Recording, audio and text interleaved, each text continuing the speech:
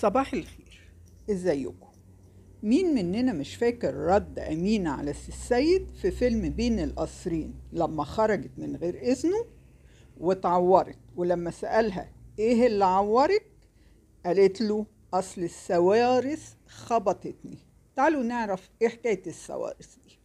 والسوارس هي وسيلة لنقل الركاب بعربية بتجرها الخيول، أسستها عيلة سوارس في عهد الخديوي إسماعيل، ومن هنا جه اسمها.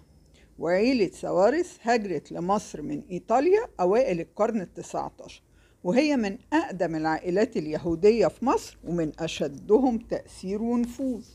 وجه إسحاق سوارس لمصر في زمن محمد علي باشا، وبدأ يشتغل في التجارة، وكان ولاده يوسف وفيليكس ورفائيل لسه صغيرين، وربتهم أمهم نزلي وزرعت فيهم صفات الاعتماد على النفس وحب العلوم والمعارف، وجابت لهم مدرسين خصوصيين علموهم العربي والفرنساوي والإيطالي. وفي عهد الخديوي إسماعيل أسست عيلة سوارس بنك باسم الشركة الأهلية لتداول الأوراق المالية. وفي عهد الخديوي توفيق أسسوا البنك العقاري المصري بالاشتراك مع عائلات الطاوي ورولو ومنشة اليهودية. أنشأوا شركة كومومبو المساهمة، وهي واحدة من أكبر الشركات الزراعية في مصر.